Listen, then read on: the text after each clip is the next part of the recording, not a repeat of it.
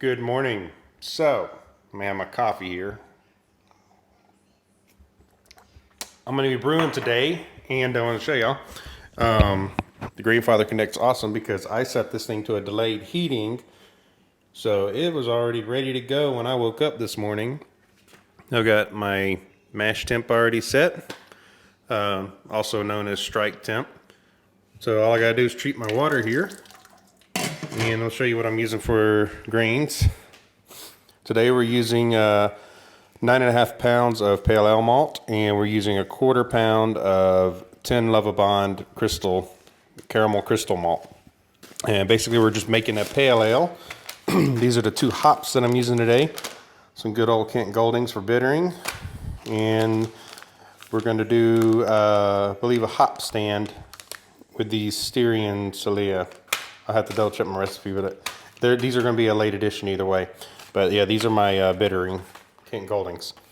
So yeah, I'm hoping this crush, that this is good enough. I have my own mill now, but this was milled by Austin Homebrew Supply, and we'll see how the efficiency goes today. So anyways, let's get over here. Pop this off. Set it aside. And got some pH 5.2 stabilizer. Always use it. Hopefully it helps me get the best out of my mash. This is 1/2 tablespoon, so I need to do 2 of them.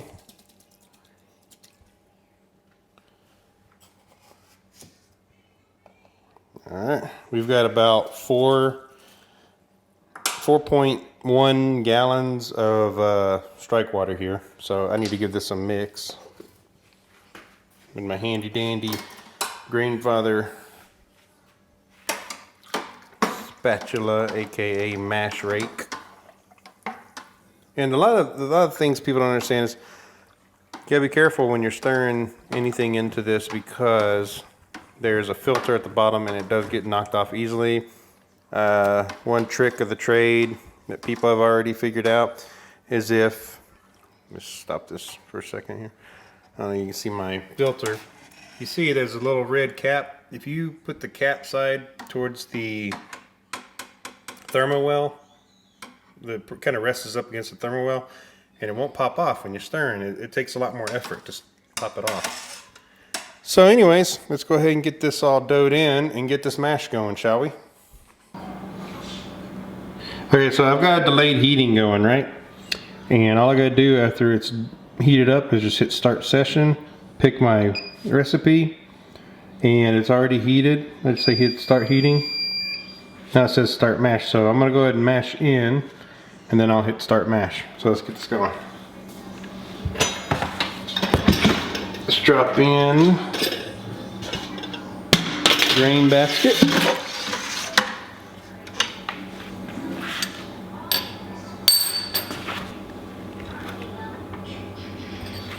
Put my grain blocker in so I don't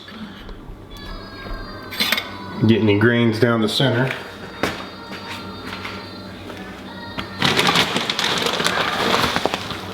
Alright.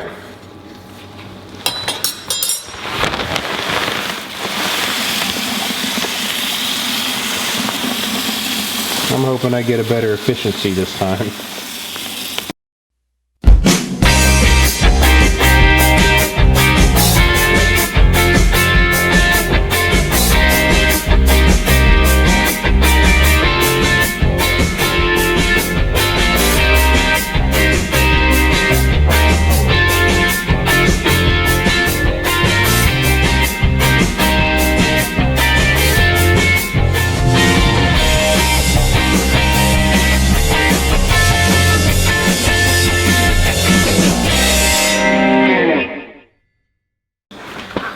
Alright, that's that. Let's pop out the grain blocker.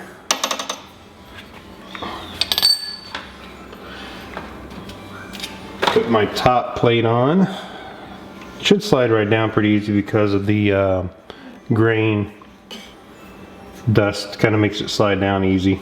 I just push it down till I'm just on top of the solution here, the grain bed. just like that. I'm gonna put my overflow on. Boom. Perfect. Put this, whoop. My strainer. I recommend you do this. Keeps the bits out of the boil, or helps reduce your bits in your boil.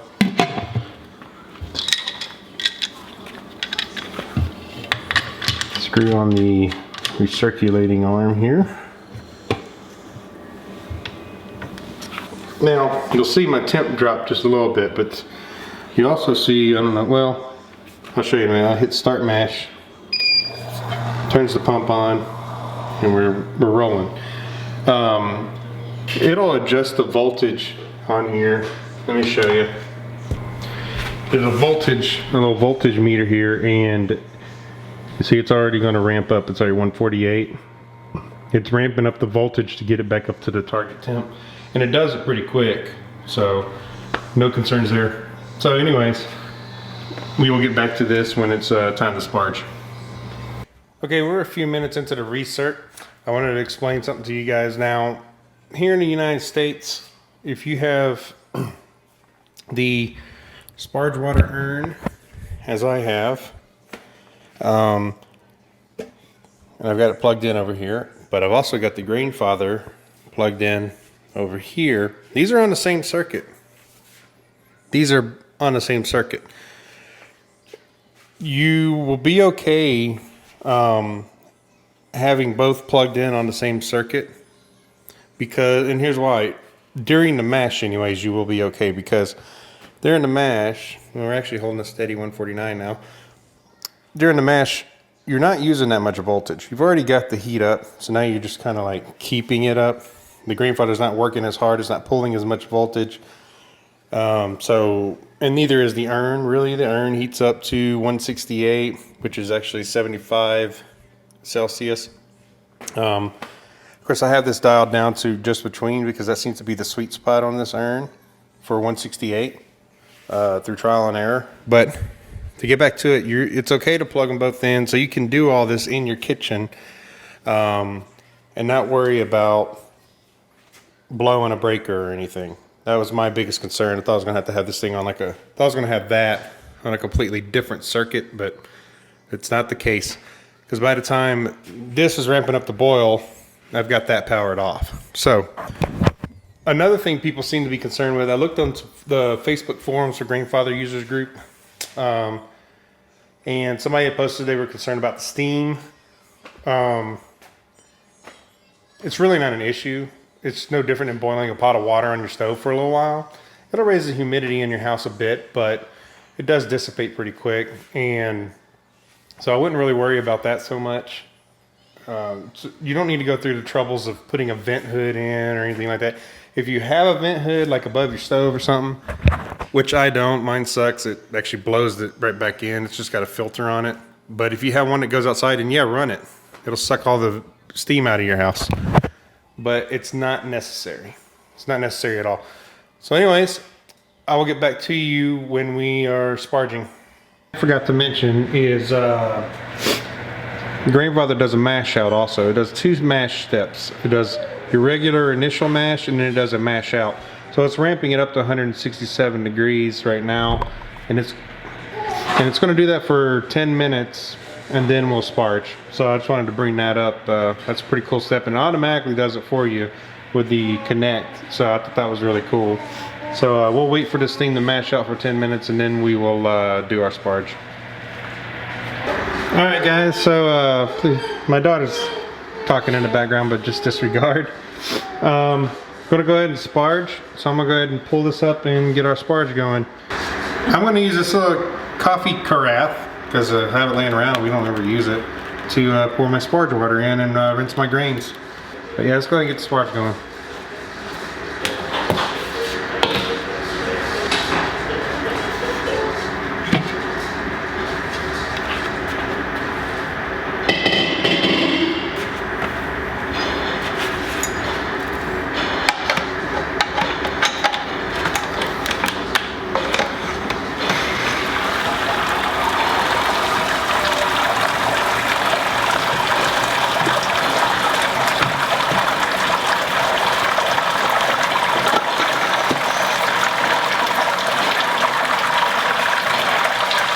forgot to also mention that what I didn't do in my last brew, I'm going to do in this one. And it seems like everybody's doing it, so I'm going to do it, is I'm going to push this top plate down to where it's just above the bed. And I think that might have affected my efficiency last time, so I'm going to push this down.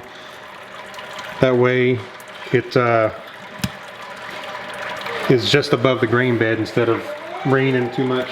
So let's get going.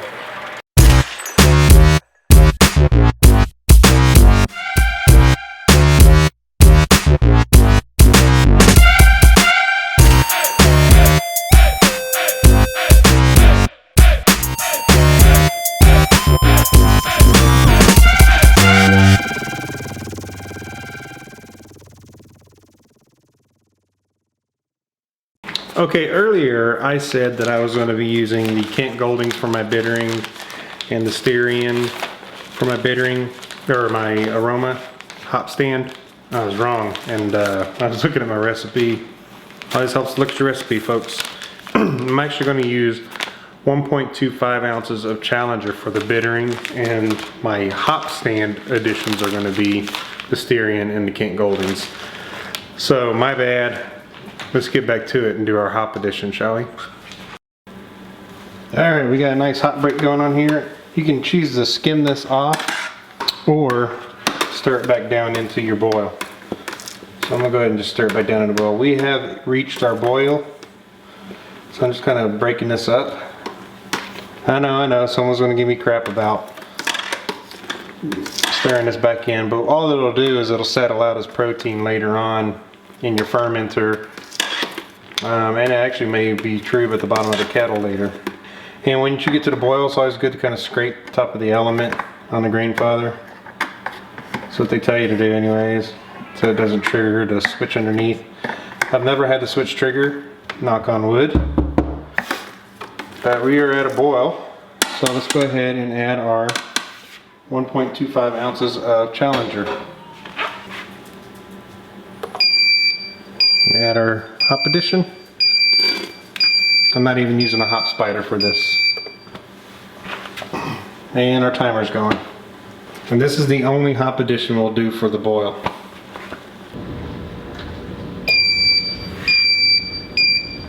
Alright, it's time to add our hop stand additions, which is 3/4 ounce of Kent Goldings and 1/2 ounce of Styrian. So I'm going to go ahead and dump those in there, and then we're going to whirlpool them in there. I don't have a whirlpool setup, so we got to do this manually. I'm just going to take my rake and stir. Just whirlpool those additions in there real good. These are just going to add flavor and aroma. They're not going to do anything else. You got to be careful not to knock the filter, like I said, even though I've set it up where it won't matter. I'm just going to whirlpool. Let's get a good whirlpool going. And also, this should help a lot of the trub and the hop debris settle more towards the center of the kettle. Hopefully. Alright, I'm going to let it stand for another 9 minutes or so.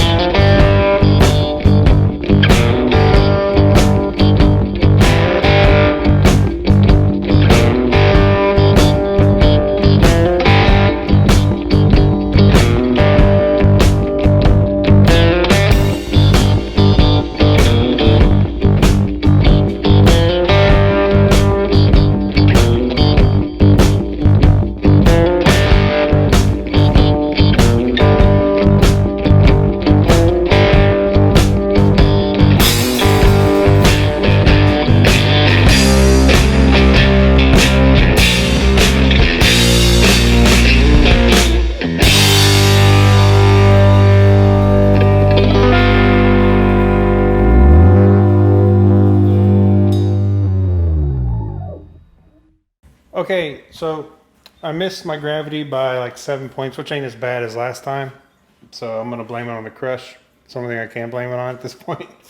But I found out a trick, because I always had problems like aerating my wort enough, but I'm using this filter and I'm running the wort through this, and it also filter out any bits and help for a clearer wort. But look at that. Lots of foam in there from just the aeration alone. So that's awesome. So I'm basically just pumping it, cooling it down, going in. I'm going to ferment it with this Mangrove Jack's Liberty Bale Ale yeast. It's good for American Pale Ales, extra special bitters, golden ales, etc. So I can hydrate it, or I can just pitch it dry. I'm going to pitch it dry, just because they say you can, and I don't think it'll be an issue. I haven't gone over the English ale recipe yet, or how it turned out, but I will here shortly.